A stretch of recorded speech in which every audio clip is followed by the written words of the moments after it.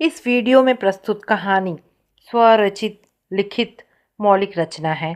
किसी भी प्रकार की कॉपी, री अपलोड, एडिट या पुनर्प्रयोग सख्त रूप से प्रतिबंधित है। ऐसा करने पर कॉपीराइट एक्शन लिया जाएगा। सावन का महीना जब भी आता, मेरठ की गलियों में सौंधी मिट्टी की महक तैरने लगती थी। पीपल के पत्तों से टपकती पानी की बूंदें गांव के कच्चे रास्तों पर छोटे छोटे गड्ढों को भर देती थी। इसी शांत हरियाली से घिरे गांव के एक कोने में बना था मास्टर दिनेश जी का खपरेल वाला पुराना घर। घर छोटा था, लेकिन उसकी दीवारें किताबों की अलमारियों और सम्मान पत्रों से ढकी हुई थी। दिनेश जी गांव के उच्च विद्यालय के सेवानिवृत्त हेडमास्टर थे। पूरे इलाके में उनका सम्मान एक निष्पक्ष, स्वाभिमानी और ज्ञानी पुरुष के रूप में था। उनकी बेटी थी शिवानी। शिवानी बचपन से ही अपने पिता की परछाई थी। जहाँ गांव की अन्य लड़कियां ढलती शाम के साथ चूल्हे चौके के कामों में व्यस्त हो जाती थी, वहीं शिवानी लालटेन की मध्यम रोशनी में जीव विज्ञान की मोटी मोटी किताबें पढ़ा करती थी। उसकी आंखों में चमक थी और माथे पर एक अजीब सी शांति। जब शिवानी 17 वर्ष की थी, तब उसने राज्य की बोर्ड परीक्षा में पूरे जिले में पहला स्थान प्राप्त किया था। उस दिन पूरे गांव में मिठाइयाँ बांटी गई थी। दिनेश जी ने शिवानी के माथे को चूमकर कहा था, बिटिया, तुम सिर्फ मेरा नाम नहीं बल्कि इस गांव की हर उस बेटी का मस्तक ऊंचा करोगी जो सपने देखने की हिम्मत करती है। शिवानी का एक ही सपना था, डॉक्टर बनना। वो चाहती थी कि उसके नाम के आगे डॉक्टर लगे और वो गांव के उन गरीब लाचार लोगों की सेवा कर सके जो सही इलाज के अभाव में दम तोड़ देते थे। उसकी इस यात्रा में उसका सबसे बड़ा साथी और सहपाठी था राजीव। राजीव उसी गांव के एक सीधे साधे किसान का बेटा था।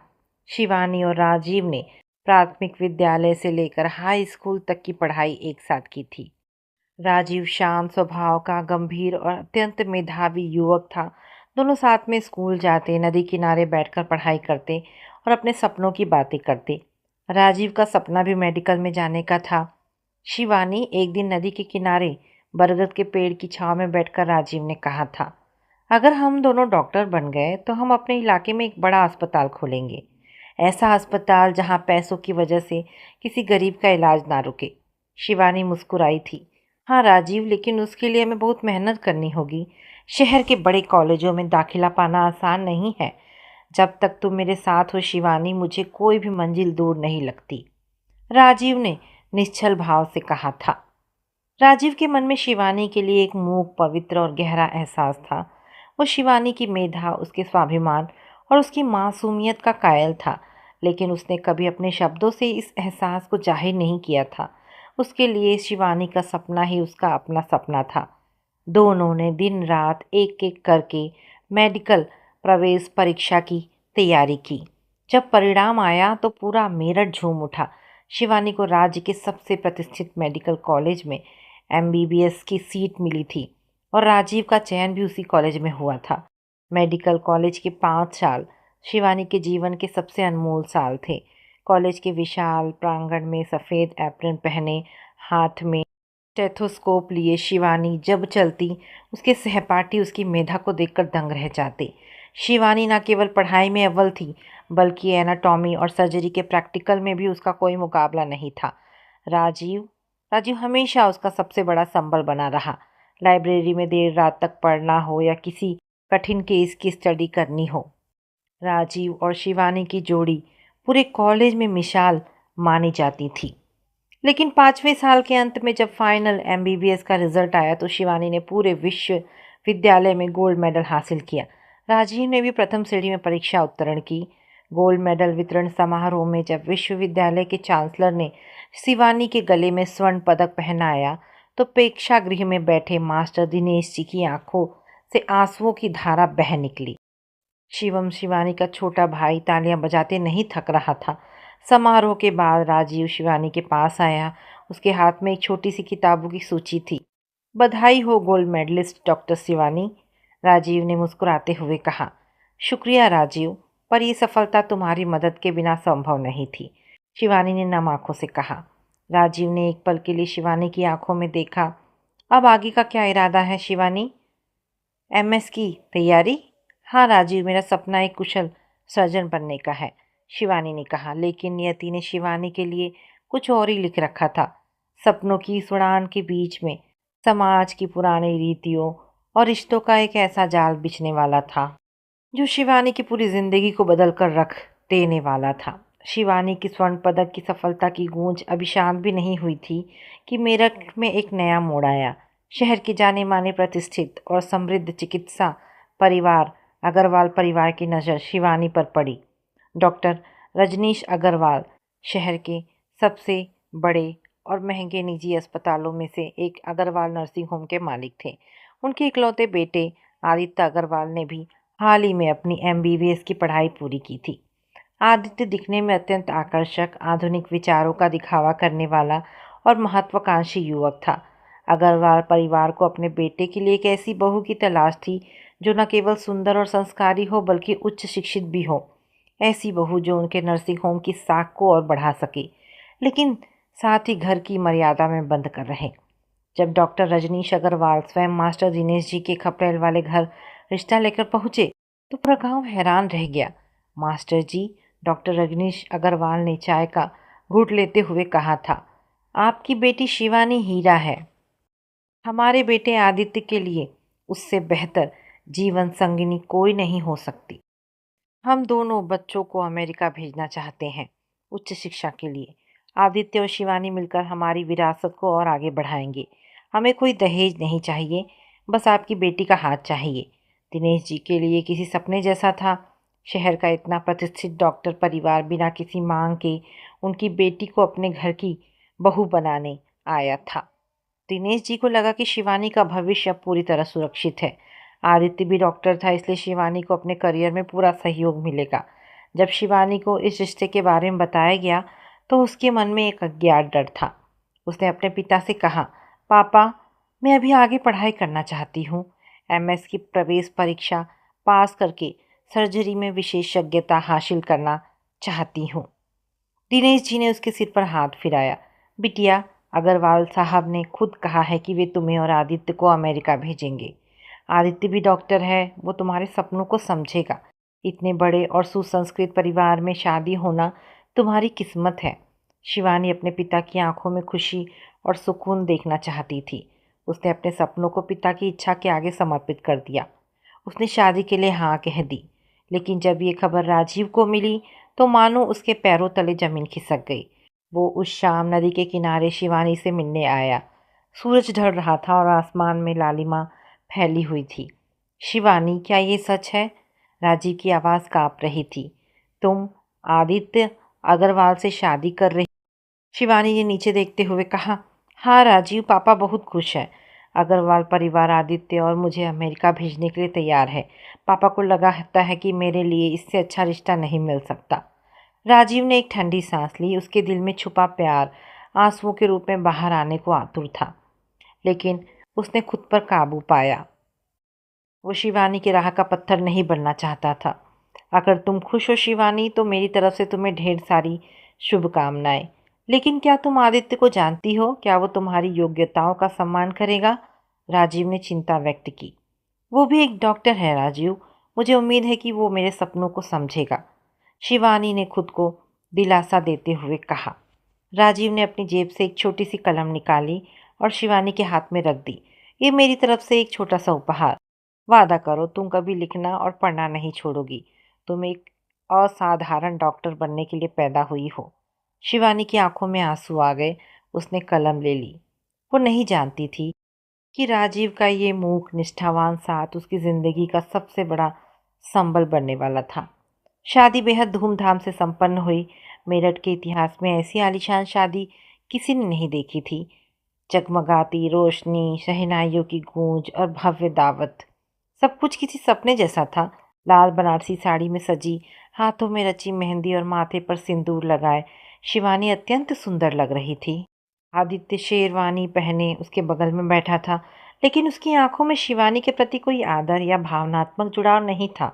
उसकी आंखों में एक अजीब सा अहम और गर्व था, एक ऐसी ट्रॉफी को हासिल करने का अहम जो उसके परिवार की प्रतिष्ठा बढ़ा सकती थी।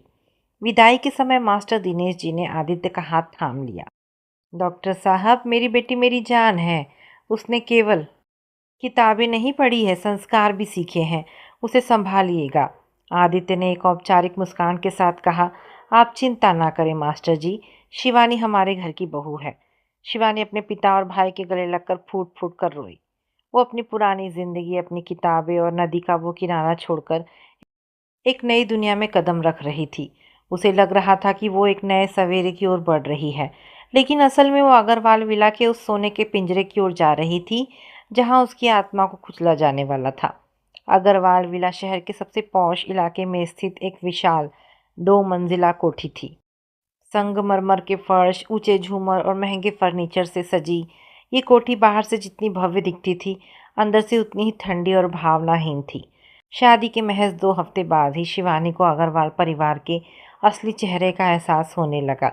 एक सुबह शिवानी अपने कमरे में बैठकर एमएस की प्रवेश परीक्षा की किताबें पढ़ रही थी। तभी उसकी सास माया जी कमरे में दाखिल हुई। उनके चेहरे पर ये नाखुशी के भाव स्पष्ट थे। ये क्या हो रहा है शिवानी? माया जी ने रूखे स्वर में पूछा। मेज पर रखी किताबों की ओर इशारा करते हुए शिवानी तुरंत खड़ी हो गई। जी मम्मी जी, मैं एमएस की तैयारी कर रही हूँ। आदित्य ने कहा था कि शादी के बाद हम पढ़ाई जारी रखेंगे। माया जी ने एक व्यंग्यात्मक हंसी हंसी। पढ़ाई? बहू, तुमने एमबीबीएस कर लिया, गोल्ड मेडल भी मिल गया, क्या उतना काफ़ी नहीं है? अब तुम अग्रवाल खानदान की बहू हो। तुम्हारा असली काम घर संभालना, नौकरों पर नज़र रखना और हमारे परिवार की प्रतिष्ठा को बनाए रखना है। ये किताबें बंद करो और नीचे आकर रसोई का जायजा लो। शिवानी स्तब्ध रह गई। उसने सोचा था कि शाम को जब आदित्य अस्पताल से लौटेगा तो वो इस बारे में उससे बात करेगी। रात को जब आदित्य कमरे में आया तो शिवानी ने उसके पास जाकर कहा, आदित्य, मम्मी जी कह रही थी कि मुझे आगे पढ़ाई करने की ज़रूरत नहीं है, लेकिन हमारी तो बात हुई थी ना कि हम दोनों आगे की पढ़ाई करेंगे और अमेरिका जाएंगे। आदित्य ने अपना कोट उतार कर सोफे पर फेंका और घड़ी उतारते हुए कहा, शिवानी माँ सही कह रही है, तुम बेवजह बात का बतंगड़ बना रही हो। अमेरिका जाने की जहाँ तक बात है, मेरी फेलोशिप का लेटर आ गया है, मैं अगले महीने अमेरिका जा रहा हूँ। शिवानी की आंखें फटी की फटी रह गई। तुम अगले महीने अमेरिका जा रहे हो और मेरी फेलोशिप, मेरा वीज़ा? आदित्य ने शिवानी के चेहरे की ओर देखा। उसकी आवाज़ में एक अजीब सी शीतलता थी। शिवानी, अमेरिका में 2-2 डॉक्टरों का एक साथ सेटल होना आसान नहीं है। खर्चा बहुत ज़्यादा है। पहले मैं जाऊंगा, वहाँ अपना आधार बनाऊंगा और फिर तुम्हारा वीज़ा प्रोसेस करूंगा। तब तक तुम यहाँ पापा के नर्सिंग होम में मदद करो और माँ पापा का ख्याल रखो। आखिर तुम्हें भी तो अपने फ़र्ज निभाने होंगे। लेकिन आदित्य, कोई बहस नहीं शिवानी, ये मेरा और पापा का अंतिम फैसला है। आदित्य ने बात काटते हुए रूखेपन से कहा और सोने चला गया। उस रात शिवानी खिड़की के पास खड़ी रहकर देर तक रोती रही। उसे पहली बार एहसास हुआ कि अमेरिका जाने और उसके साथ में पढ़ाई करने का वादा केवल एक छलावा था, एक ऐसा जाल जिसमें उसके पिता के स्वाभिमान को फंसाया गया था। अगले ही महीने आदित्य अमेरिका के लिए रवाना हो गया। हवाई अड्डे पर विदाई के समय उसने शिवानी के सिर पर बहुत ही औपचारिक तरीके से हाथ रखा। अपना ध्यान रखना शिवानी, माँ पापा को कोई तकलीफ नहीं होनी चाहिए, आदित्य ने कहा और मुड़कर चला गया। उसने एक बार भी पीछे मुड़कर नहीं देखा। आदित्य के जाते ही शिवानी का जीवन एक भयानक दिनचर्या में बदल गया। डॉक्टर रजनीश अग्रवाल ने शिवानी की योग्यता का पूरा फायदा उठाना शुरू कर दिया। वे शिवानी को रोज़ सुबह 8 बजे अपने साथ अग्रवाल नर्सिंग होम ले जाते। नर्सिंग होम में डॉक्टरों की भारी कमी थी, इसलिए डॉक्टर रजनीश ने सारा कठिन काम शिवानी के कंधों पर डाल दिया। इमरजेंसी वार्ड के गंभीर मरीज, प्रसूति के पेचीदा मामले और रात रात भर जागकर मरीजों की देखभाल करना, ये सब शिवानी के जिम्मे था। डॉक्टर अग्रवाल खुद केवल अमीर और रसूखदार मरीजों को देखते और मोटी फीस वसूलते। शिवानी सुबह 8 बजे से रात के 9 बजे तक बिना थके, बिना किसी शिकायत किए मरीजों का इलाज करती। उसकी सौम्य प्रकृति, सटीक निदान और मरीजों के प्रति सहानुभूति के कारण कुछ ही हफ्तों में अग्रवाल नर्सिंग होम में शिवानी की साख बहुत बढ़ गई। दूर दूर से लोग छोटी डॉक्टर साहिबा से इलाज कराने आने लगे। नर्सिंग होम का मुनाफा दिन दुना रात चौगुना बढ़ने लगा। लेकिन इस कड़ी मेहनत के बदले शिवानी को क्या मिला? अस्पताल की तिजोरी की चाबी हमेशा डॉक्टर रजनीश अग्रवाल के पास रहती। शिवानी को उसके काम के लिए 1 रुपया भी वेतन या जेब खर्च के रूप में नहीं दिया जाता था। जब भी शिवानी को अपनी चिकित्सा संबंधी नई किताबें या अपने व्यक्तिगत सामान के लिए पैसों की ज़रूरत होती तो उसे अपनी सास माया जी के सामने हाथ फैलाना पड़ता था, जो उसे 150 रुपये का हिसाब मांगकर अपमानित करती थी। एक दिन शिवानी ने अपने ससुर से अत्यंत संकोच के साथ कहा, पापा जी, मुझे कुछ नई सर्जिकल गाइड बुक्स खरीदनी थी। क्या मुझे अस्पताल के खाते से कुछ पैसे मिल सकते हैं? डॉक्टर रजनीश अग्रवाल ने अपने चश्मे के ऊपर से शिवानी को देखा और ठहाका लगाकर हंसे। अरे बहू, तुम्हें पैसों की क्या ज़रूरत है? ये पूरा घर तुम्हारा ही तो है। जो खाना कपड़ा चाहिए माया से मांग लिया करो। और रही बात किताबों की, तो तुमने एमबीबीएस कर ही लिया है, अब और कितना पढ़ोगी?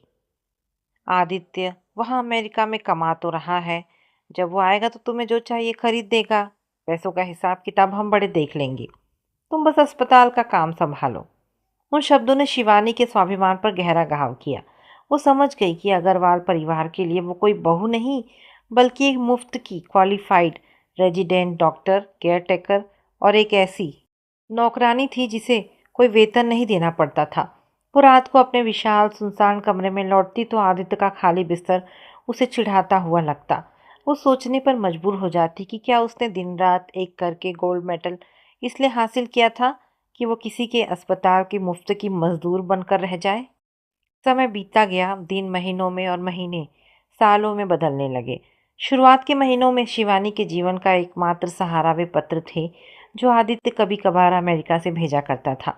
उस दौर में डाकिया जब भी अग्रवाल विला के दरवाजे पर घंटी बजाता, शिवानी अपना सारा काम छोड़कर दौड़ती हुई बाहर आती। अगर लिफाफा नीले रंग का होता तो उसके मुरझाए चेहरे पर एक पल के लिए चमक आ जाती।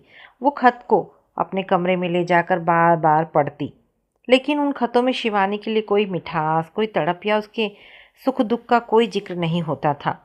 आदित्य के पत्र बेहद रूखे और औपचारिक होते थे। शिवानी, आशा है तुम ठीक होगी। यहाँ अमेरिका में मौसम बहुत ठंडा है।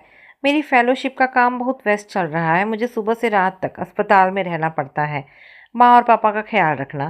पापा को कहना कि मैंने बैंक खाते में कुछ पैसे ट्रांसफ़र करवा दिए हैं। तुम्हारी वीज़ा की फ़ाइल मैंने प्रोसेस में डाल दी है, लेकिन यहाँ के नियम बहुत कड़े हैं। समय लगेगा, तुम धैर्य रखो। शिवानी हर बार खत का जवाब लिखती। वो अपने पन्नों में लिखती कि कैसे वो एमएस करना चाहती है, कैसे वो अग्रवाल नर्सिंग होम में मुश्किल से मुश्किल ऑपरेशन सफलता से कर रही है और कैसे वो आदित्य के साथ मिलकर एक नया जीवन शुरू करना चाहती है। वो लिखती कि वो आदित्य की राह देख रही है, लेकिन आदित्य कभी उसके पत्रों के इन सवालों का जवाब नहीं देता था। उसके पत्र धीरे धीरे कम होने लगे। महीने में एक, फिर 2 महीने में एक और फिर बिल्कुल बंद हो गए। 2 साल बीत गए, 2 लंबे दर्दनाक साल। इन 2 वर्षों में शिवानी का जीवन केवल काम और तानों के बीच पिसता रहा। जब भी शिवानी अपने मायके जाने की बात करती, माया जी कोई ना कोई बीमारी का बहाना बनाकर या अस्पताल के काम का हवाला देकर उसे रोक देती। दिनेश जी जब भी शिवानी से मिलने उसके ससुराल आते, तो शिवानी अपने दुखों का एक कतरा भी उनके सामने नहीं आने देती थी। वो अपने आंसुओं को पी जाती और चेहरे पर एक झूठी मुस्कान सजाकर कहती, पापा मैं बहुत खुश हूँ। अस्पताल का काम बहुत अच्छा चल रहा है। आदित्य भी जल्द ही मुझे बुलाने वाले हैं। दिनेश जी अपनी बेटी के माथे को चूमते और कहते, बिटिया मुझे तुम पर गर्व है। तुम समाज की सेवा कर रही हो, थोड़ा सब्र करो, सब ठीक होगा। लेकिन शिवानी का भाई शिवम अपनी बहन के चेहरे के पीछे दर्द को भांप लेता। एक दिन जब शिवम अकेला शिवानी से मिलने अस्पताल आया, तो उसने शिवानी के हाथ में बने छाले और उसकी आंखों के नीचे के काले घेरे देखे। दीदी, शिवम ने गुस्से से कहा, तुम झूठ बोल रही हो। तुम्हारी आंखों के ये गड्ढे और ये मुरझाया चेहरा सब बयां कर रहा है। क्या जीजा जी सच में तुम्हें बुलाना चाहते हैं? 2 साल हो गए दीदी, ऐसा कौन सा वीज़ा है जो 2 साल में नहीं बनता? शिवानी ने शिवम का हाथ पकड़कर दबाया। शिवम शांत रहो, करियर में वक्त लगता है। आदित्य वहाँ सेटल हो रहे हैं, सब ठीक हो जाएगा। लेकिन शिवानी का ये भरोसा कांच का एक ऐसा महल था जो जल्द ही एक खत के झोंके से चकनाचूर होने वाला था। सावन का ही महीना था। ठीक 2 साल पहले इसी मौसम में शिवानी अग्रवाल विला आई थी। बाहर मूसलाधार बारिश हो रही थी। बादलों की गड़गड़ाहट के बीच शिवानी अस्पताल से लौटकर अभी अभी अपने कमरे में आई ही थी कि नौकर ने एक नीले रंग का विदेशी लिफाफा मेज पर रख दिया। शिवानी का दिल जोर से धड़क उठा। 2 साल का लंबा इंतज़ार, क्या इसमें अमेरिका का एयर टिकट है? क्या आदित्य ने वीज़ा भिजवा दिया? उसने कांपते हाथों से लिफाफा खोला। अंदर से निकले 3 पन्नों के पत्र को जैसे जैसे वो पढ़ती गई, उसके चेहरे की रंगत उड़ती गई। उसकी सांसें थमने लगी और पैरों तले से ज़मीन खिसक गई। खत में लिखा था, शिवानी, आशा है तुम और माँ पापा ठीक होंगे। मैं ये पत्र बहुत सोच समझ कर लिख रहा हूँ। मुझे यहाँ अमेरिका के नेशनल हेल्थ सर्विस में 3 साल की और फेलोशिप मिल गई है। इसके बाद मुझे यहीं एक स्थायी कंसल्टेंट के रूप में नियुक्त कर लिया जाएगा। मेरा भारत वापस आने का फ़िलहाल कोई इरादा नहीं है। अब रही बात तुम्हारे यहाँ आने की, तो शिवानी, तुम्हें व्यावहारिक होना पड़ेगा। यहाँ का रहन सहन, भाषा, संस्कृति और डॉक्टरी का माहौल भारत से बहुत अलग है। तुम एक साधारण देहाती पृष्ठभूमि से आती हो। यहाँ की हाई सोसाइटी माहौल में ढलना तुम्हारे लिए बहुत मुश्किल होगा। इसके अलावा माँ पापा बूढ़े हो रहे हैं। अग्रवाल नर्सिंग होम को संभालने के लिए और माँ पापा की देखभाल के लिए तुम्हारा वहाँ रहना बेहद ज़रूरी है। तुम मेरे वीज़ा का इंतज़ार करके अपनी जवानी और समय मत बर्बाद करो। पैसे की तुम्हें कोई कमी नहीं होने दी जाएगी। मैं हर महीने पैसे भिजवाता रहूँगा। तुम घर संभालो, यही तुम्हारे लिए सबसे उत्तम होगा। आदित्य। खत पूरा पढ़ते ही शिवानी के हाथों से वो कागज़ छूटकर फर्श पर गिर गया। अपनी जवानी और समय मत बर्बाद करो। ये शब्द शिवानी के कानों में किसी नुकीले खंजर की तरह चुभ रहे थे। 2 साल, पूरे 730 दिन उसने जिस पति के इंतज़ार में अपने सपनों की बलि दी, जिस परिवार के लिए दिन रात एक किया, उस पति ने एक ही झटके में उसे देहाती, अयोग्य और अपने बूढ़े माँ बाप की केयर टेकर घोषित कर दिया। शिवानी ने उस ठंडे फर्श पर बैठ गई। ना आंखों से एक आंसू निकला, ना मुंह से कोई चीख। जब दुख अपनी सीमा पार कर जाता है तो इंसान का रोना बंद हो जाता है और अंदर एक भयानक खौफनाक सन्नाटा छा जाता है। आदित्य ने कभी वीज़ा के लिए अप्लाई किया ही नहीं था। वीज़ा तो बस एक ढोंग था, एक मुखौटा था, ताकि शिवानी को अग्रवाल विला में बांध कर रखा जा सके और उससे अग्रवाल नर्सिंग होम में मुफ्त में काम करवाया जा सके। आदित्य उसे कभी अपने जीवन का हिस्सा बनाना ही नहीं चाहता था। वो शादी के नाम पर अपने माँ बाप के लिए एक पढ़ी लिखी नौकरानी छोड़कर गया था। उस पूरी रात शिवानी सोई नहीं। वो खिड़की के पास बैठी मूसलाधार बारिश को देखती रही। तड़के 4 बजे जब भोर की पहली किरण फूटने वाली थी तो शिवानी उठी। वो धीरे धीरे चलकर कमरे में लगे बड़े से आईने के सामने जाकर खड़ी हो गई। उसने आईने में दिख रही अपनी छवि को देखा। बिखरे हुए बाल, आंखों के नीचे थकान के घेरे, लेकिन उन आंखों के पीछे जलती हुई स्वाभिमान की एक लौ। उसने अपनी उंगलियों से आईने को छुआ। क्या तुम इसलिए डॉक्टर बनी थी शिवानी? उसने आईने में खुद से पूछा। क्या मास्टर दिनेश जी की बेटी का अस्तित्व सिर्फ किसी पुरुष की छोड़ी हुई संपत्ति बनना है? क्या तुम्हारा हुनर सिर्फ दूसरों के नर्सिंग होम की तिजोरी भरने के लिए है? नहीं, उसकी आत्मा ने चीखकर कहा। आदित्य ने तुमसे तुम्हारी पत्नी होने का हक छीना है, लेकिन वो तुमसे तुम्हारा ज्ञान, तुम्हारा हुनर और तुम्हारा स्वाभिमान नहीं छीन सकता। उस सुबह उस कमरे में एक सहमी हुई, सहनशील नवविवाहिता शिवानी की मौत हो गई और एक दृढ़ निश्चयी स्वाभिमानी डॉक्टर शिवानी का जन्म हुआ। सुबह के 6 बज रहे थे। शिवानी ने अपने आंसू पोंछे, अपने बाल संवारे और एक साफ कड़क सूती साड़ी पहनी। उसके चेहरे पर कोई लाचारी नहीं थी, बल्कि एक चट्टान जैसी मजबूती थी। उसने घर के लैंडलाइन से सबसे पहले अपने मेडिकल कॉलेज के पूर्व डीन और अपने गुरु डॉक्टर रमाकांत वर्मा को फ़ोन मिलाया। Hello doctor Verma. शिवानी की आवाज़ में एक गजब का ठहराव था। अरे शिवानी, कैसी हो बेटा? बहुत दिनों बाद फ़ोन किया। तुम्हारी डॉक्टरी कैसी चल रही है? प्रोफेसर वर्मा ने स्नेह से पूछा। सर, मैं ठीक हूँ। सर, मुझे आपकी एक मदद चाहिए, शिवानी ने सीधे मुद्दे पर आते हुए कहा। क्या हमारे राज्य के किसी दूर दराज या ग्रामीण इलाके में किसी सरकारी अस्पताल में सर्जन की आवश्यकता है? मैं अग्रवाल नर्सिंग होम छोड़ रही हूँ और तुरंत सरकारी सेवा ज्वाइन करना चाहती हूँ। प्रोफेसर वर्मा फ़ोन के दूसरे छोर पर एक पल के लिए चौंक गए, लेकिन उन्होंने शिवानी के लहजे की गंभीरता को समझ लिया। शिवानी, शिवानी, एक जगह है, कल्याणपुर, जिला मुख्यालय से 50 किलोमीटर दूर, एक बेहद पिछड़ा और दुर्गम इलाका। वहाँ का प्राथमिक स्वास्थ्य केंद्र सालों से बिना किसी डॉक्टर के चल रहा है। वहाँ कोई डॉक्टर जाना नहीं चाहता, क्योंकि वहाँ ना बिजली है, ना सुविधाएं, और जीवन बहुत कठिन है। सरकार ने वहाँ एक सर्जन का पद निकाला है, लेकिन कोई आवेदन नहीं आ रहा। शिवानी की आंखों में एक नई चमक आ गई। सर, आप मेरा आवेदन आज ही भिजवा दीजिए। मैं कल्याणपुर जाने के लिए तैयार हूँ। शिवानी, सोच लो, कल्याणपुर का जीवन बहुत कठिन है, डॉक्टर वर्मा ने आगाह किया। सर, मुश्किल परिस्थितियां इंसान को तोड़ती नहीं, उसे उसकी असली ताकत का एहसास कराती है। आप बस मेरा ट्रांसफ़र ऑर्डर बनवा दीजिए, शिवानी ने दृढ़ता से कहा। 2 घंटे के भीतर डॉक्टर वर्मा ने अपने प्रभाव का इस्तेमाल करके शिवानी की नियुक्ति कल्याणपुर स्वास्थ्य केंद्र में मेडिकल ऑफिसर के पद पर करवा दी और फैक्स के जरिए नियुक्ति पत्र मंगवा लिया। सुबह 9 बजे जब अग्रवाल विला के नाश्ते की मेज पर डॉक्टर रजनीश अग्रवाल और माया जी बैठे थे, तो शिवानी अपने हाथ में सरकारी नियुक्ति पत्र लेकर वहां पहुंची। उसने मेज पर आदित्य का खत और अपना नियुक्ति पत्र दोनों रख दिया। पापा जी, मुझे आपसे कुछ कहना है, शिवानी ने शांत स्वर में कहा। डॉक्टर रजनीश अग्रवाल ने चाय का घूंट लेते हुए खत को देखा। क्या है ये बहू? आदित्य का खत है? उसने क्या लिखा है? आदित्य ने लिखा है कि वो अब कभी भारत वापस नहीं आएगा और ना ही मुझे वहाँ बुलाएगा, शिवानी ने बिना किसी भूमिका के कहा। और उसके जवाब में मैंने भी एक फैसला किया है कि मैं कल सुबह कल्याणपुर जा रही हूँ। मैंने वहाँ के सरकारी अस्पताल में नौकरी ज्वाइन कर ली है। नाश्ते की मेज पर सन्नाटा छा गया। डॉक्टर अग्रवाल के हाथ से चाय का कप छूटते छूटते बचा। सास माया जी की आंखें फटी की फटी रह गई। क्या बकवास है ये? डॉक्टर अग्रवाल गरज उठे। उनका चेहरा गुस्से से लाल हो गया। अग्रवाल खानदान की बहू किसी सरकारी अस्पताल में नौकरी करने गांव जाएगी? लोग सुनेंगे तो क्या कहेंगे? हमारे अपने नर्सिंग होम की साख का क्या क्या होगा? लोग कहेंगे कि अग्रवाल साहब अपनी बहू को संभाल नहीं पाए।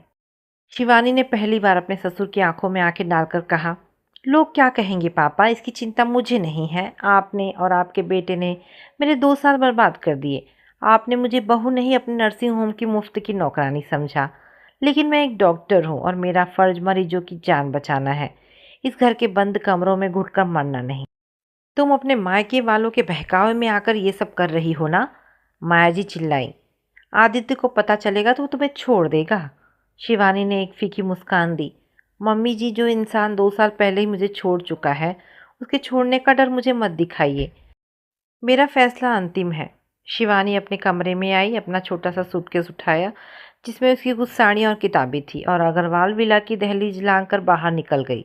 पीछे से डॉक्टर अग्रवाल की चीखें गूंजती रह गई, लेकिन शिवानी ने एक बार भी पीछे मुड़कर नहीं देखा।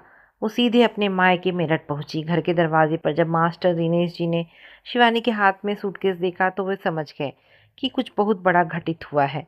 शिवानी ने आदित्य का खत अपने पिता के हाथों में रख दिया। दिनेश जी ने खत पढ़ा।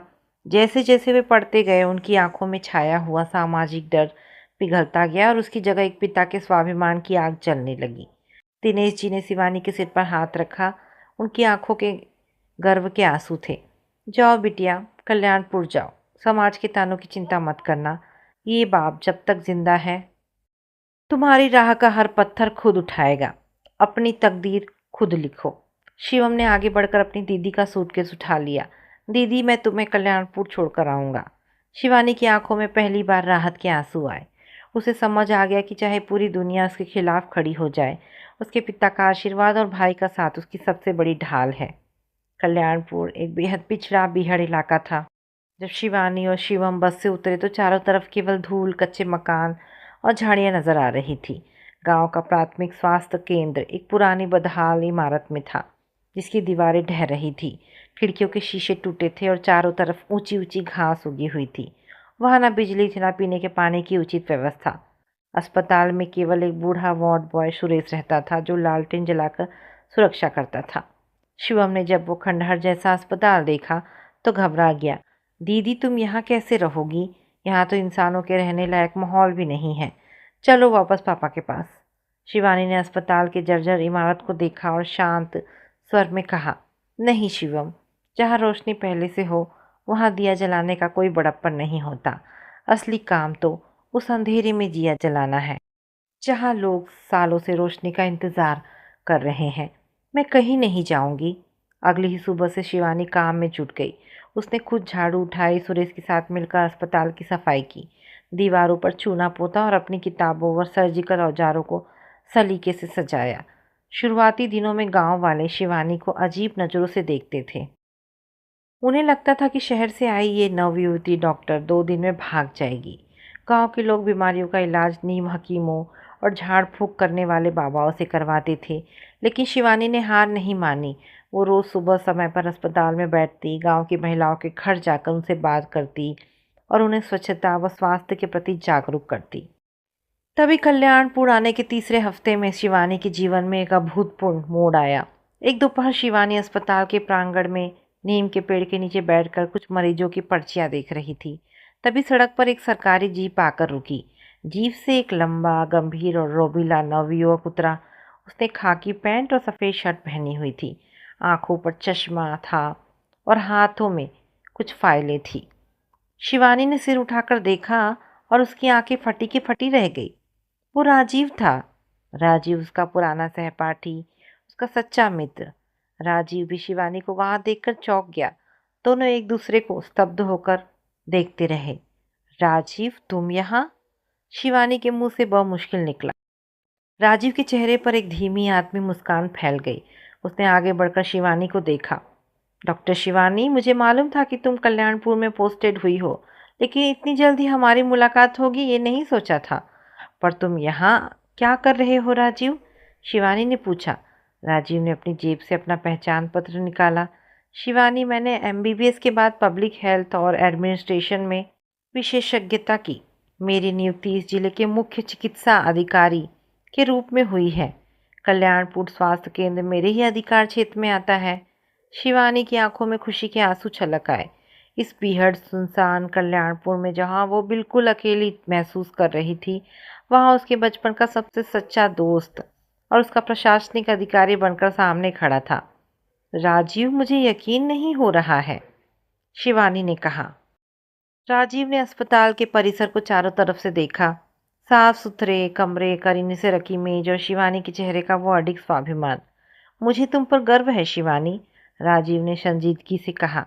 जब मुझे पता चला कि तुमने अग्रवाल नर्सिंग होम छोड़ दिया और इस पिछड़े इलाके को चुना, तो मुझे बिल्कुल हैरानी नहीं हुई। तो हमेशा से ऐसी ही थी, आग में तप कर कुंदन बनने वाली। तुम्हें सब पता है? शिवानी ने चौंक कर पूछा। राजीव की आंखें गंभीर हो गई। हाँ शिवानी, मुझे शिवम ने सब मालूम चला था कि आदित्य ने तुम्हारे साथ क्या किया, लेकिन उस वक्त मैं कुछ नहीं कर सकता था। अब मैं यहाँ हूँ बतौर सीएमओ। मैं तुम्हें वादा करता हूँ कि कल्याणपुर के इस अस्पताल को हम राज्य का सबसे बेहतरीन स्वास्थ्य केंद्र बनाएंगे। तुम्हें जो भी संसाधन, दवाइयाँ या उपकरण चाहिए, वो सब मैं मुहैया करवाऊंगा। उस दिन के बाद से कल्याणपुर का नक्शा बदलने लगा। राजीव और शिवानी की जोड़ी ने कल्याणपुर में एक नई क्रांति की शुरुआत की। राजीव जिला मुख्यालय से लड़कर कल्याणपुर अस्पताल के लिए जनरेटर, नई सर्जिकल मशीनें, एम्बुलेंस और आवश्यक दवाइयों का स्टॉक मंजूर करवाता और शिवानी दिन रात एक करके मरीजों का इलाज करती। दोनों की ट्यूनिंग अद्भुत थी। राजीव एक कुशल प्रशासक की तरह हर कानूनी और वित्तीय बाधा को दूर करता, जबकि शिवानी अपनी अद्भुत सर्जिकल कुशलता से मरीजों की जान बचाती। गांव वालों के लिए राजीव और शिवानी किसी भगवान के भेजे दूत की तरह बन गए। एक सावन की तूफानी रात में जब बिजली पूरी तरह से गुल थी और मूसलाधार बारिश हो रही थी, गांव की एक गरीब महिला सावित्री को अत्यंत जटिल प्रसव पीड़ा हुई। उसका गर्भाशय से फट चुका था और बहुत खून बह रहा था। शहर ले जाना असंभव था। शिवानी ने पेट्रोमैक्स की पीली रोशनी में ऑपरेशन करने का फैसला किया। राजीव खुद ऑपरेशन थिएटर में शिवानी के साथ खड़ा रहा। उसने जनरेटर चालू करने की कोशिश की, टॉर्च संभाली और एक सहायक की तरह शिवानी को सर्जिकल औजार थमाता रहा। 3 घंटे के चले इस खौफनाक ऑपरेशन के बाद शिवानी ने न केवल मां की जान बचाई, बल्कि एक स्वस्थ बच्चे को भी जन्म दिलवाया। जब सुबह की पहली किरण फूटी और बच्चे के रोने की आवाज़ गूंजी, तो शिवानी थकान से पस्त होकर गिरने ही वाली थी कि राजीव ने उसे संभाल लिया। राजीव ने शिवानी के माथे पर आया पसीना अपने रुमाल से पोंछा। तुम कमाल हो शिवानी, तुमने आज एक चमत्कार कर दिया। शिवानी ने राजीव की आंखों में देखा। उन आंखों में शिवानी के लिए केवल सम्मान नहीं था, बल्कि एक अगाध निस्वार्थ प्रेम था जो सालों से दबा हुआ था। शिवानी का दिल पहली बार राजीव की उपस्थिति से तेजी से धड़का। समय पंख लगाकर उड़ रहा था। शिवानी को कल्याणपुर आए 2 साल हो चुके थे। कल्याणपुर प्राथमिक स्वास्थ्य केंद्र अब एक आदर्श मॉडल बन चुका था, जहां आसपास के 10 गांवों से रोज सैकड़ों मरे जाते थे। लेकिन शिवानी के जीवन में अतीत का एक धागा अभी भी अटका हुआ था, आदित्य के साथ उसका कागजी रिश्ता। आदित्य अग्रवाल अमेरिका में अपनी रंगीन दुनिया में मस्त था। उसे शिवानी की कोई खबर नहीं थी, ना ही उसने कभी ली थी। डॉक्टर रजनीश अग्रवाल ने शहर में ये झूठी खबर फैला रखी थी कि शिवानी अपने मायके में रह रही है। लेकिन अग्रवाल परिवार को डर था कि अगर शिवानी ने कभी कानूनी तौर पर अपने अधिकारों का दावा किया या उनके नर्सिंग होम पर सवाल उठाए तो उनकी साख मिट्टी में मिल जाएगी। एक दिन राजीव शिवानी के क्वार्टर पर आया। उसके हाथ में कुछ कानूनी कागजात थे। शिवानी चाय बना रही थी। उसने राजीव को चाय का कप दिया। क्या बात है राजीव, आज तुम बहुत गंभीर दिख रहे हो। राजीव ने चाय की चुस्की ली और कागजात मेज पर रख दिया। शिवानी, अब समय आ गया है कि तुम अपने अतीत से इस बोझ को हमेशा के लिए उतार फेंको। तुम्हें आदित्य से कानूनी तलाक लेना होगा। शिवानी सहम गई। भारतीय समाज में एक तलाकशुदा औरत का थप्पा लगना आसान नहीं था। तलाक? राजीव, क्या ये जरूरी है? मैं तो वैसे भी उनसे अलग अपनी जिंदगी जी रही हूँ। राजीव ने शिवानी के दोनों हाथ अपने हाथों में ले लिए। राजीव का स्पर्श बहुत सुरक्षित और आत्मीय था। शिवानी, राजीव ने अत्यंत प्रेमपूर्वक कहा, तुम कब तक एक ऐसे रिश्ते का छलावा ढोओगी जो कभी था ही नहीं। आदित्य अग्रवाल ने तुम्हारा इस्तेमाल किया, तुम्हें धोखा दिया और तुम्हें एक वस्तु की तरह छोड़ दिया। जब तक तुम उसे कानूनी रूप से अपनी ज़िंदगी से बाहर नहीं निकालोगी, तब तक तुम पूरी तरह मुक्ताकाश में सांस नहीं ले सकोगी। तुम स्वाभिमानी हो शिवानी, तो अपनी पहचान के लिए किसी अग्रवाल नाम की बैसाखी की ज़रूरत नहीं है। शिवानी ने राजीव की आंखों में झांका। वहाँ केवल निश्चलता और उसकी भलाई की चिंता थी। शिवानी को एहसास हुआ कि राजीव सही कह रहा था। ठीक है राजीव, शिवानी ने कहा, तुम जो कहोगे मैं करूँगी। राजीव ने शहर के सबसे बेहतरीन वकील के माध्यम से आदित्य अग्रवाल को अमेरिका के पते पर तलाक का कानूनी नोटिस भिजवा दिया। नोटिस में आदित्य द्वारा दिए गए मानसिक उत्पीड़न, परित्याग और धोखे के आधार पर तलाक की मांग की गई थी। साथ ही शिवानी ने अग्रवाल परिवार से 1 रुपया भी एलिमनी लेने से साफ इनकार कर दिया था।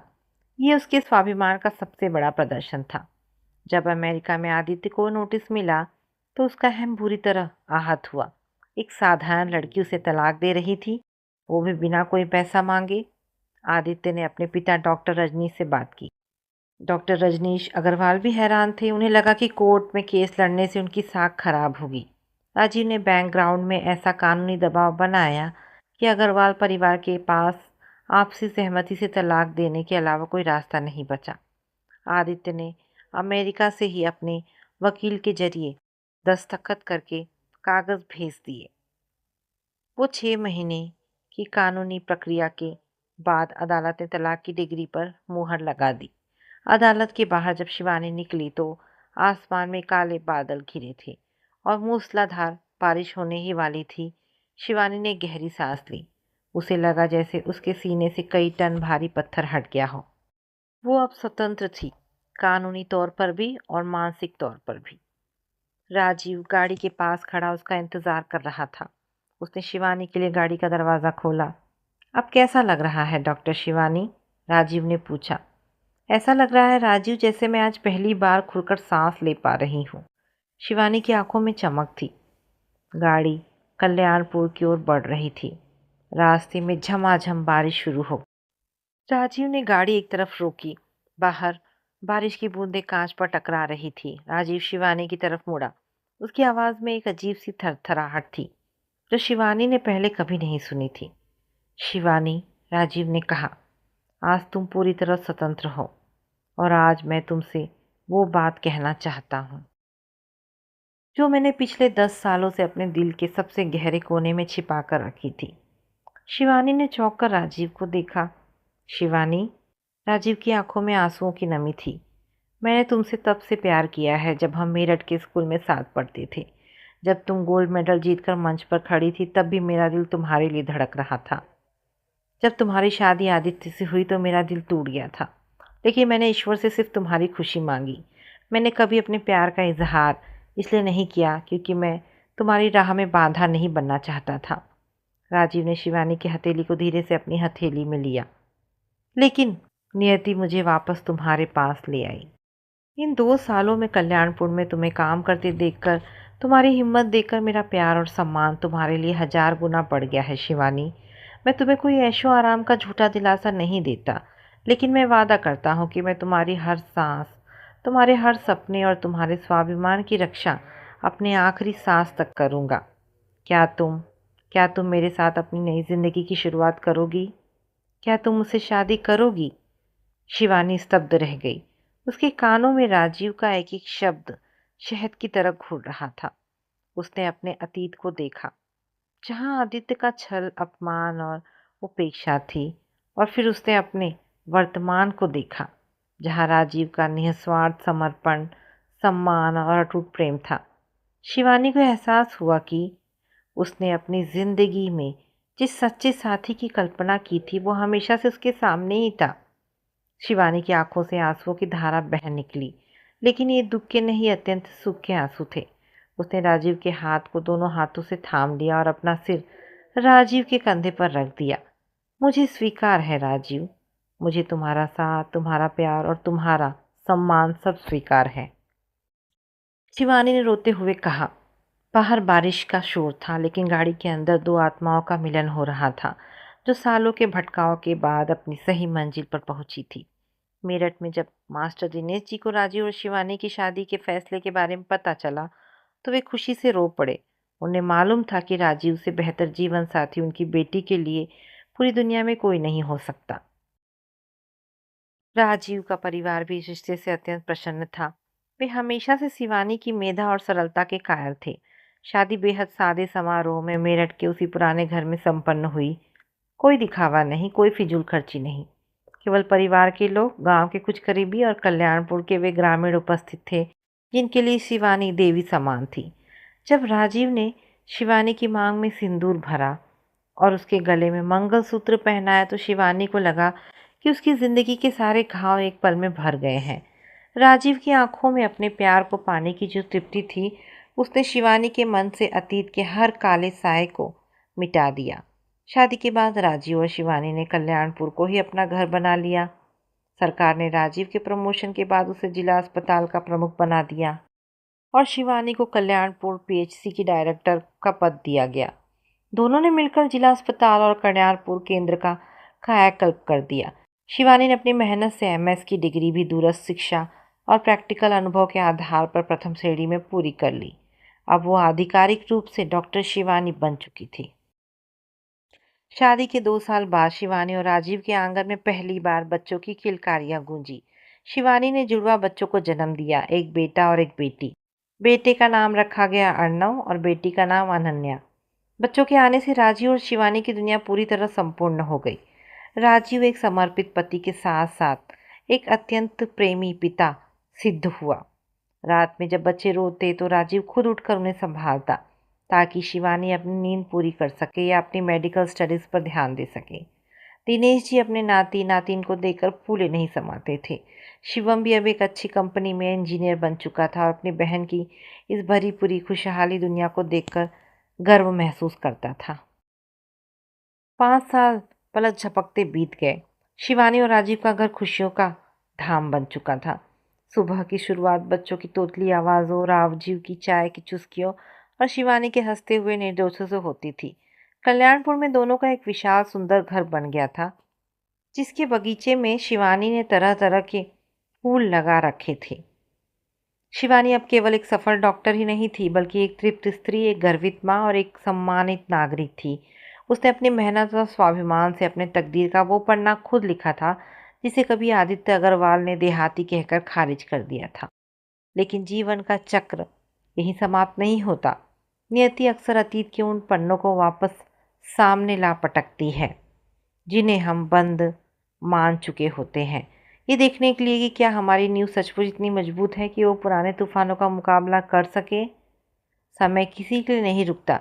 जिस समय कल्याणपुर में शिवानी अपनी खुशियों का संसार बसा रही थी, उसी समय 7 समंदर पार अमेरिका में आदित्य अग्रवाल की जिंदगी एक भयानक मोड़ ले रही थी।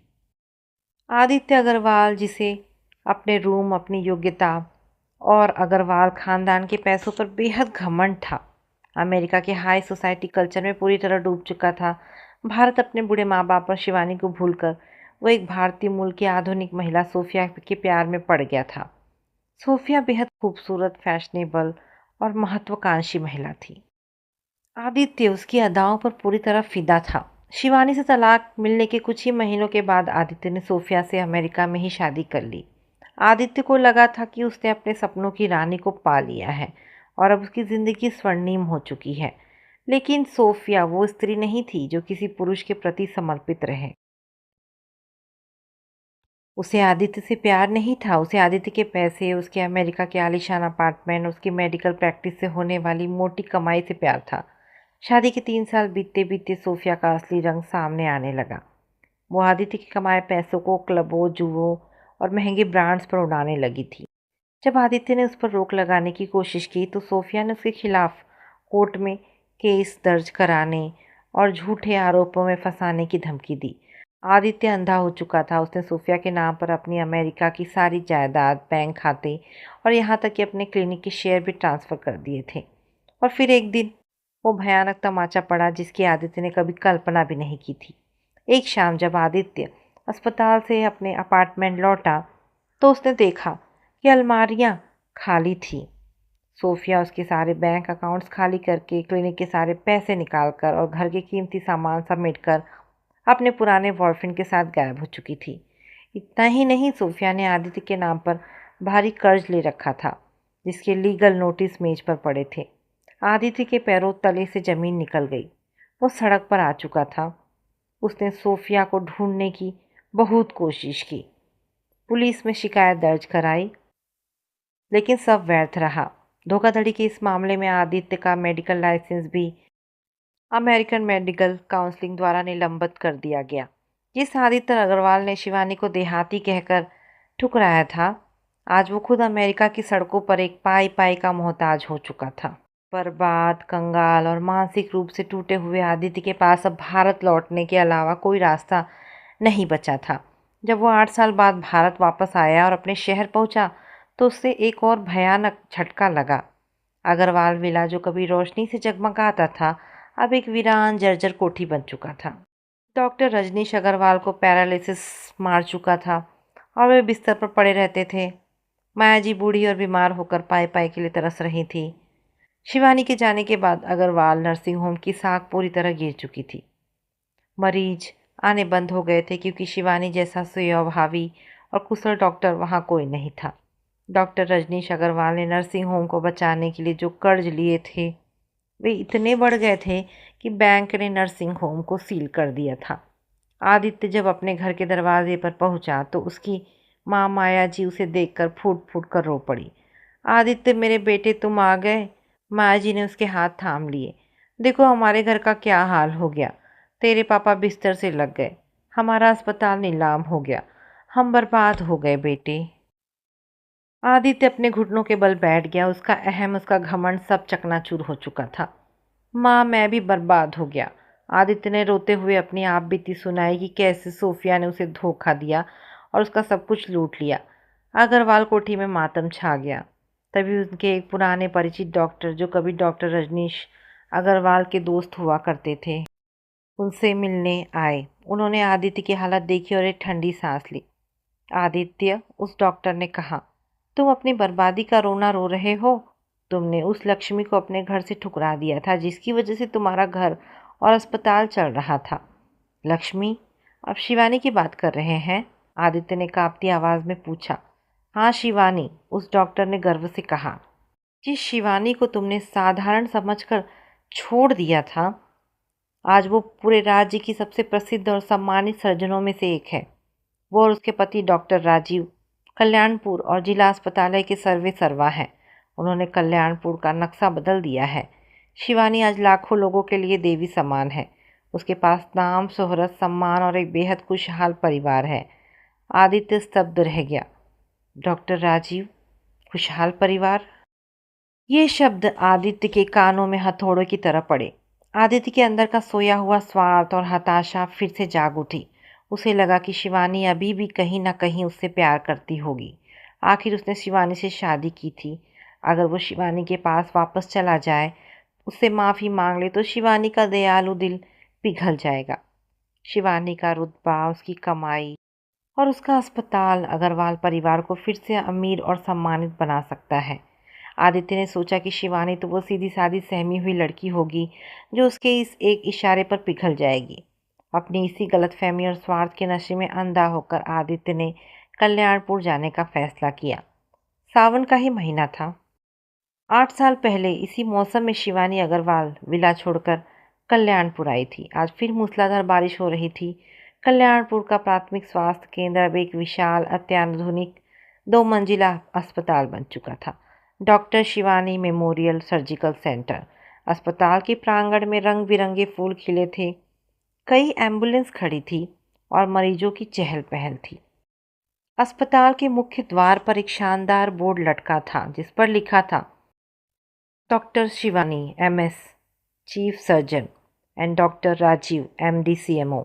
आदित्य जब अस्त व्यस्त कपड़ों में, थके हुए चेहरे और कंगाली की हालत में उस अस्पताल के प्रांगण में दाखिल हुआ तो उसे अपनी आंखों पर विश्वास नहीं हो रहा था। ये वही कल्याणपुर था जिसे वो कभी नक्शे पर भी देखने से इनकार करता था। वो धीरे धीरे चलकर अस्पताल के मुख्य कॉरिडोर में आया। सामने ही एक विशाल फ्रेम वाली तस्वीर लगी थी। तस्वीर में शिवानी, राजीव और उनके 2 सुंदर गोल मटोल बच्चे मुस्कुरा रहे थे। नीचे लिखा था, सुखी परिवार समर्पित सेवा। आदित्य का दिल दहल गया। तभी मुख्य सर्जन के कमरे का दरवाज़ा खुला। सफ़ेद एप्रन पहने, गले में स्टेथोस्कोप लटकाए, कड़क सूती साड़ी में सजी शिवानी बाहर निकली। उसके साथ 2 युवा रेजिडेंट डॉक्टर चल रहे थे जिन्हें वो किसी जटिल केस के बारे में निर्देश दे रही थी। शिवानी के चेहरे पर एक अभूतपूर्व आभा थी। आत्मविश्वास, गरिमा और अधिकार की आभा। वो अब सहमी हुई, चुपचाप आंसू बहाने वाली शिवानी नहीं थी। वो एक साम्राज्य की रानी थी। आदित्य कांपते कदमों से आगे बढ़ा। शिवानी। शिवानी के कदम रुक गए। उसने आवाज़ पहचानी, लेकिन उसके चेहरे पर कोई हलचल नहीं हुई। उसने धीरे से मुड़कर देखा। उसके सामने खड़ा था आदित्य अग्रवाल।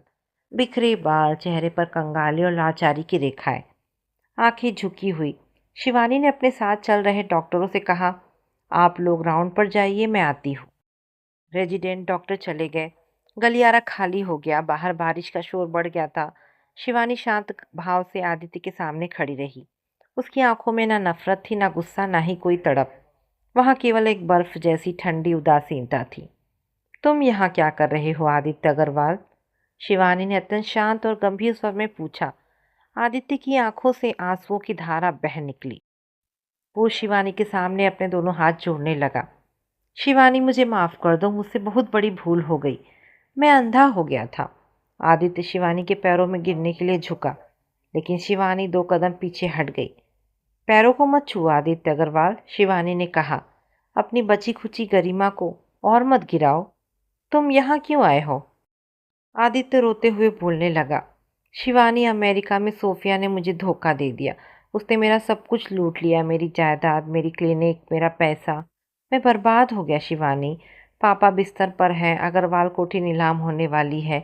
मैं कंगाल हो चुका हूँ। शिवानी ने एक ठंडी सांस ली। तुम्हारी बर्बादी की कहानी सुनकर मुझे कोई हैरानी नहीं हुई है आदित्य। जो इंसान दूसरों के आंसुओं पर अपना महल बनाता है, उसका महल एक ना एक दिन ढहता ही है। लेकिन इसका मुझसे क्या लेना देना? आदित्य ने शिवानी की तरफ याचना भरी नज़रों से देखा। शिवानी, तुम तो ऐसी नहीं थी। तुम्हारा दिल बहुत बड़ा है। तुम मेरी पत्नी रही हो। हम अतीत को भूलकर एक नई शुरुआत कर सकते हैं। देखो तुम्हारा ये अस्पताल कितना बड़ा है। तुम मुझे यहाँ अपने साथ रख लो, मैं तुम्हारे साथ काम करूँगा। हम फिर से साथ रह सकते हैं। मैं वादा करता हूँ, मैं तुम्हें कभी कोई तकलीफ नहीं दूंगा। शिवानी के चेहरे पर एक क्षण के लिए एक व्यंग्यात्मक मुस्कान आई, फिर उसका चेहरा कड़ा हो गया। पत्नी? शिवानी की आवाज़ में बिजली की सी कड़क थी। आदित्य अग्रवाल, तुम किस पत्नी की बात कर रहे हो? वो पत्नी जिसे तुम 8 साल पहले एक साधारण औरत समझकर अपने माँ बाप के लिए मुफ्त की नौकरानी बनाकर छोड़ गए थे। वो पत्नी जिसकी जवानी और सपनों को तुमने अपने घमंड के नीचे कुचल दिया था। शिवानी, मैं माफ। चुप रहो। शिवानी ने हाथ उठाकर आदित्य को चुप करा दिया। तुम आज मेरे पास इसलिए नहीं आए हो कि तुम्हें अपनी गलतियों का एहसास हुआ है। तुम आज इसलिए आए हो क्योंकि तुम बर्बाद हो चुके हो। तुम्हारी सोफिया ने तुम्हें लूट लिया और तुम्हारे पास सिर छिपाने की जगह नहीं है। अगर आज तुम्हारे पास अमेरिका में करोड़ों रुपए होते तो क्या तुम कभी इस देहाती शिवानी को याद करने भी आते? आदित्य के पास इस सवाल का कोई जवाब नहीं था। वो सिर झुकाए कांपता रहा। तुम आज भी वही स्वार्थी मतलबी इंसान हो आदित्य, शिवानी ने दृढ़ता से कहा। तुम तब भी मेरा इस्तेमाल करना चाहते थे जब तुम्हारे पास कुछ नहीं था, और तुम आज भी मेरा इस्तेमाल करना चाहते हो क्योंकि मेरे पास सब कुछ है। तभी कॉरिडोर के दूसरे छोर से राजीव आता हुआ दिखाई दिया। उसके दोनों हाथों में उसके बच्चे अर्णव और अनन्या के हाथ थे। बच्चे हंसते हुए अपने पिता के साथ आ रहे थे। माँ, अनन्या दौड़ती हुई आई और शिवानी की साड़ी का आंचल पकड़ लिया। आदित्य भी शिवानी के पास आकर खड़ा हो गया। राजीव शिवानी के पास पहुंचा। उसने आदित्य को देखा, फिर शिवानी की तरफ देखा। राजीव के चेहरे पर कोई असुरक्षा नहीं थी, केवल शिवानी के प्रति अटूट विश्वास था। सब ठीक है शिवानी? राजीव ने प्रेम से पूछा। शिवानी ने राजीव की आंखों में देखा, फिर बच्चों के सिर पर हाथ फेरा। उसकी आंखों में असीम तृप्ति और सुकून भर गया। उसने वापस आदित्य की तरफ देखा, जो फटी आंखों से इस भरे पूरे सुंदर परिवार को देख रहा था। आदित्य अग्रवाल, शिवानी ने राजीव और अपने बच्चों की तरफ इशारा करते हुए कहा, ये मेरी दुनिया है, ये मेरा परिवार है। राजीव ने मुझे तब सहारा दिया जब मैं टूट चुकी थी। उन्होंने मुझे वो प्यार, वो सम्मान और वो दर्जा दिया जिसकी मैं हकदार थी। आज मैं जो कुछ भी हूँ, एक सफल डॉक्टर, एक खुशहाल पत्नी और एक गर्वित माँ, वो राजीव के अटूट विश्वास और मेरी अपनी मेहनत की बदौलत हूँ। शिवानी ने आदित्य की आंखों में आंखें डालकर अंतिम फैसला सुनाया। तुम्हारे लिए इस अस्पताल में और मेरी जिंदगी में 1 इंच जगह भी नहीं है। अग्रवाल कोठी और तुम्हारे पापा की जो हालत है, एक डॉक्टर होने के नाते मैं अपने अस्पताल से उन्हें मुफ्त दवाइयाँ भिजवा सकती हूँ, मानवता के नाते। लेकिन तुम्हारे लिए मेरे पास सिर्फ एक सलाह है, जाओ और अपने कर्मों की सज़ा भुगतो। तुमने जो बोया था आज वही काट रहे हो। शिवानी ने अपनी जेब से अपना पर्स निकाला, उसमें से कुछ रुपए निकाले और टेबल पर रख दिए। ये तुम्हारे वापस शहर जाने का किराया है। इसके बाद कभी कल्याणपुर की तरफ अपना चेहरा मत दिखाना। ये कहकर शिवानी ने आदित्य की तरफ से मुंह मोड़ लिया। उसने राजीव का हाथ थाम लिया और बच्चों को साथ लेकर अपने कैबिन की ओर बढ़ गई।